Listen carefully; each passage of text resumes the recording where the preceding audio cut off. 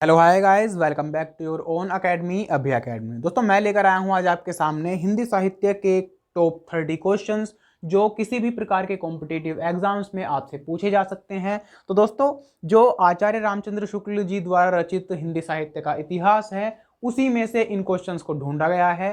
तो आप जल्दी से इस पूरी वीडियो को देख लीजिए, शुरू से लेकर अंत तक देखिएगा और सभी क्वेश्चंस को ध्यान से सुनिएगा और समझिएगा। ठीक है फ्रेंड्स, तो शुरू करते हैं।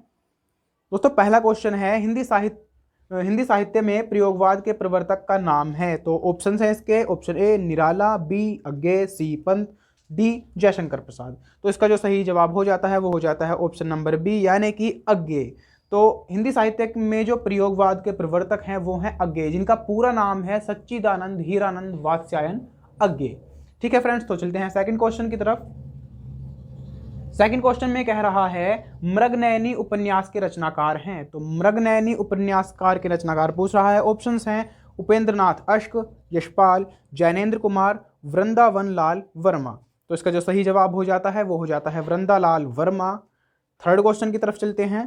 थर्ड क्वेश्चन है जायसी किस धारा के कवि हैं। तो इसमें ऑप्शंस हैं ज्ञान मार्गी काव्य धारा, प्रेमाख्यानक या प्रेम मार्गी काव्य धारा, नाथपंथी काव्य धारा या रसिक या रासक काव्य धारा। तो इसका जो सही जवाब हो जाता है वो हो जाता है प्रेमाख्यानक या प्रेम मार्गी काव्य धारा। तो जायसी जो हैं मलिक मोहम्मद जायसी, वो प्रेम मार्गी काव्य धारा के कवि हैं। ठीक है फ्रेंड्स, तो फोर्थ क्वेश्चन है निम्नलिखित में से कौन सी पुस्तक प्रेमचंद द्वारा लिखित नहीं है। ऑप्शंस है कायाकल्प, जय पराजय, रंगभूमि या प्रेमाश्रम। तो इसका जो सही जवाब हो जाता है वो हो जाता है जय पराजय, क्योंकि कायाकल्प, रंगभूमि और प्रेमाश्रम जो है वो तीनों रचनाएं ही मुंशी प्रेमचंद जी द्वारा रचित हैं। ठीक है फ्रेंड्स, तो जय पराजय इसका सही जवाब हो जाता है। फिफ्थ है कितने पाकिस्तान नामक उपन्यास के लेखक हैं। तो इसके जो ऑप्शंस हैं विद्यापति, कमलेश्वर, सत्यप्रकाश मिश्र, खुशवंत सिंह। तो इसका सही जवाब जो हो जाता है वो हो जाता है कमलेश्वर। कितने पाकिस्तान नामक जो उपन्यास है उसको कमलेश्वर जी ने लिखा था। सिक्स क्वेश्चन है मैथिल कोकिल किसे कहा जाता है। ऑप्शंस हैं विद्यापति को, अमीर खुसरो को, चंद्रबरदाई को या हेमचंद्र को। जवाब हो जाता है वो हो जाता है ऑप्शन नंबर ए, यानी कि विद्यापति। क्वेश्चन नंबर 7 है प्रकृत के सुकुमार कवि किसे कहा जाता है, या प्रकृति के सुकुमार कवि किसे कहा जाता है। ऑप्शंस हैं option number A Jaishankar Prasad, B Sumitranandan Pant, C Mahadevi Verma या डी निराला। तो इसका जो सही जवाब हो जाता है वो है बी सुमित्रानंदन पंत। तो प्रकृति के जो सुकुमार हैं उनको सुमित्रानंदन पंत जी को ही कहा जाता है। 8 क्वेश्चन है एक भारतीय आत्मा किसे कहा जाता है। तो जयशंकर प्रसाद हैं, माखनलाल चतुर्वेदी हैं, रामधारी सिंह दिनकर हैं या सुमित्रानंदन पंत हैं। भारतीय आत्मा, एक भारतीय आत्मा, तो माखनलाल चतुर्वेदी जी हैं जिनको एक भारतीय आत्मा कहा जाता है। कथा सम्राट किसे कहा जाता है। प्रेमचंद, जैनेन्द्र कुमार, अज्ञे, फणीश्वर नाथ रेणु। तो कथा सम्राट प्रेमचंद जी को कहा जाता है क्योंकि इन्होंने अपनी कहानियों में जो है एक इस प्रकार की रसिकता, इस प्रकार का जो सामाजिक क्रांति है, सामाजिक क्रांति की भावना है, इसका इतना सुंदर और सचित्र वर्णन किया है कि कोई भी इनकी कहानी को पढ़ता पढ़ता मंत्रमुग्ध हो सकता है। तो इसीलिए इनको कथा सम्राट के नाम से सुशोभित किया गया है। तो इसका सही जवाब प्रेमचंद जी हो जाता है, यानी कि मुंशी प्रेमचंद। बाल चित्रण में कौन सा कवि श्रेष्ठ है। ऑप्शन क्वेश्चन नंबर 10 है कि बाल चित्रण में कौन सा कवि श्रेष्ठ है। ऑप्शंस हैं रसखान, मीराबाई, सूरदास या कबीरदास। तो इसका जो सही जवाब हो जाता है वो हो जाता है सूरदास, जो कृष्ण भक्ति काव्यधारा के प्रमुख या प्रतिनिधि कवि थे। इन्होंने कृष्ण के बाल्य जीवन पर एक सचित्र वर्णन कविता के रूप में प्रस्तुत किया है, इसीलिए इनको बाल चित्रण में श्रेष्ठ कवि माना जाता है। ठीक है फ्रेंड्स, तो 11th क्वेश्चन की तरफ चलते हैं। 11th क्वेश्चन में कह रहा है हिंदी साहित्य के आरंभिक काल को आचार्य रामचंद्र शुक्ल ने क्या कहा है। तो ऑप्शंस हैं आदिकाल, चारणकाल, वीर गाथा काल, सिद्ध सामंत काल। तो इसका जो सही जवाब है वो हो जाता है वीर गाथा काल, यानी कि जो प्रारंभिक काल था उसको वीर गाथा काल के नाम से सुशोभित किया है आचार्य रामचंद्र शुक्ल जी ने। वीर गाथा काल के कवि नहीं हैं, तो निम्नलिखित में से कौन से कवि ऐसे हैं जो वीर गाथा काल के नहीं हैं। ऑप्शंस हैं चंद्रबरदाई, नामदेव, याज्ञनिक, मधुकर। तो इसका जो सही जवाब हो जाता है वो हो जाता है नामदेव, यानी कि नामदेव वीरगाथा काल के कवि नहीं हैं। तो वीरगाथा काल के सर्वश्रेष्ठ कवि माने जाते हैं। ऑप्शंस हैं चंद्रबरदाई, याज्ञनिक, दलपति विजय, विद्यापति। तो इसका जो सही जवाब है वो है चंद्रबरदाई, यानी कि वीरगाथा काल के सर्वश्रेष्ठ जो कवि हैं वो चंद्रबरदाई हैं।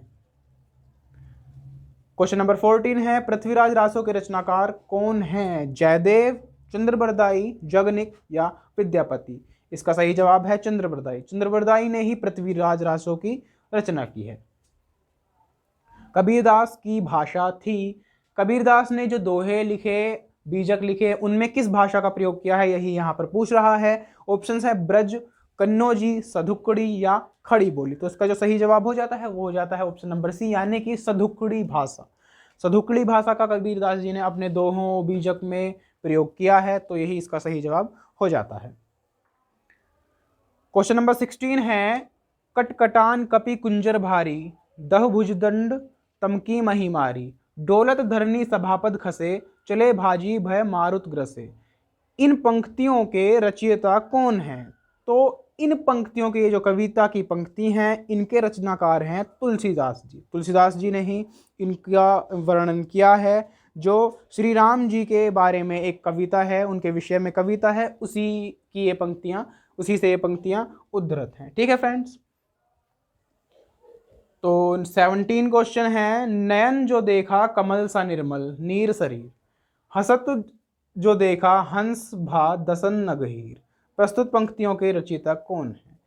तो ये जो कविता की पंक्ति है इन्हीं के रचनाकार को पूछ रहा है। तो इसके जो रचनाकार हो जाते हैं वो हैं ऑप्शन नंबर सी, यानी कि जायसी, मलिक मोहम्मद जायसी जी इसके रचनाकार हैं। क्वेश्चन नंबर 18 है शिवा बावनी के रचनाकार कौन हैं? ऑप्शंस हैं पद्माकर, भूषण, केशवदास या याज्ञनिक। तो इसका जो सही जवाब हो जाता है वो हो जाता है ऑप्शन नंबर बी, यानी कि भूषण। 19 क्वेश्चन है नर की और नल की गति एके करी जोए, जे तो नीचो हे चले ते तो ऊंचो होए। प्रस्तुत पंक्तियों के रचयिता कौन है? तो इसके जो रचयिता हो जाते हैं, ऑप्शन है इसमें तुलसीदास, महावीर प्रसाद द्विवेदी, बिहारी लाल या केशवदास। तो इसके जो सही जवाब है वो है बिहारी लाल, यानी कि इन पंक्तियों की रचना बिहारी लाल जी ने ही की है। 20 क्वेश्चन है सखी वे मुझसे कह कर जाते, प्रस्तुत पंक्तियों के रचयिता हैं। कविता से एक पंक्ति ली गई है, सखी वे मुझसे कह कर जाते, इसके रचनाकार पूछ रहा है। अज्ञेय है ऑप्शन बी मैथिली शरण गुप्त है, हरिओध है या जयशंकर प्रसाद है। तो इसका जो सही जवाब है वो है मैथिली शरण गुप्त। क्वेश्चन नंबर 21 है हिंदी कविता को छंदों की परिधि से मुक्त कराने वाले थे, यानी कि कौन से ऐसे रचनाकार हैं जिन्होंने छंद मुक्त रचनाओं का जो रचना लिखी हैं, जिनमें छंदों का कम प्रयोग किया और उसके बाद से छंदों का लगभग प्रयोग बंद ही हो गया, कम ही हो गया। तो इसके ऑप्शंस हैं सुमित्रा नंदन पंत, जयशंकर प्रसाद, महादेवी वर्मा, सूर्यकांत त्रिपाठी, निराला। तो इसके जो सही जवाब हो जाता है वो हो जाता है सूर्यकांत त्रिपाठी, निराला। ठीक है फ्रेंड्स। क्वेश्चन नंबर 21 है तितली किसकी रचना है? ऑप्शंस है जयशंकर प्रसाद, आचार्य रामचंद्र शुक्ल, श्याम सुंदर दास, आचार्य महावीर प्रसाद द्विवेदी। तो इसका जो सही जवाब है वो है ऑप्शन नंबर ए, यानी कि जयशंकर प्रसाद तितली के रचनाकार हैं। 23 क्वेश्चन है अतीत के चलचित्र के रचयिता हैं। ऑप्शंस हैं जयशंकर प्रसाद, सूर्यकांत त्रिपाठी, निराला, महादेवी वर्मा या सुमित्रा नंदन पंत। तो सही जवाब है इसका महादेवी वर्मा। अतीत के चलचित्र महादेवी वर्मा जी ने ही लिखी है। पल्लव के रचयिता कौन हैं? ऑप्शंस हैं सुमित्रा नंदन पंत, निराला, जयशंकर प्रसाद या महादेवी वर्मा। तो इसका सही जवाब है सुमित्रा नंदन पंत। चिंतामणि के रचयिता कौन हैं? जयशंकर प्रसाद, महावीर प्रसाद द्विवेदी, आचार्य रामचंद्र शुक्ल या अयोध्या सिंह उपाध्याय हरिओध, जिनको हम हरिओध नाम से भी जानते हैं। तो ये ऑप्शंस हो गए। इसका जो सही जवाब है वो है आचार्य रामचंद्र शुक्ल, यानी कि चिंतामणि के रचनाकार जो हैं वो आचार्य रामचंद्र शुक्ल जी हैं। क्वेश्चन नंबर 26 है जन्मेजय का नाग यज्ञ किसकी कृति है? जन्मेजय का नाग यज्ञ कृति के बारे में पूछ रहा है। ऑप्शंस हैं सेठ गोविंद दास, जयशंकर प्रसाद, लक्ष्मी नारायण लाल, गोविंद वल्लभ पंत। तो इसका जो सही जवाब है वो है ऑप्शन नंबर बी, यानी कि जयशंकर प्रसाद। क्वेश्चन 27 है, हम दीवानों की क्या हस्ती है, आज यहाँ कल वहाँ चले, मस्ती का आलम साथ चला, हम धूल उड़ाते जहाँ चले। प्रस्तुत पंक्तियों के रचयिता हैं। इसके रचयिता को पूछ रहा है। ऑप्शन हैं सियाराम शरण गुप्त, भगवती चरण वर्मा, सुभद्रा कुमारी चौहान या रामधारी सिंह दिनकर। तो सही जवाब हो जाता है ऑप्शन नंबर बी, यानी कि भगवती चरण वर्मा। 28 क्वेश्चन है, निम्नलिखित में सबसे पहले अपनी आत्मकथा हिंदी में किसने लिखी? अपनी आत्मकथा हिंदी में किसने लिखी? तो ऑप्शंस हैं श्याम सुंदर दास, सेठ गोविंद दास, जवाहरलाल नेहरू या राजेंद्र प्रसाद। तो सही जवाब हो जाता है इसका राजेंद्र प्रसाद, यानी कि डॉक्टर राजेंद्र प्रसाद ने ही सबसे पहली अपनी आत्मकथा लिखी थी हिंदी भाषा में। क्वेश्चन नंबर 29 है, अबला जीवन हाय तुम्हारी यही कहानी, आंचल में है दूध और आंखों में है पानी, उपर्युक्त पंक्तियों में किस काव्य की है?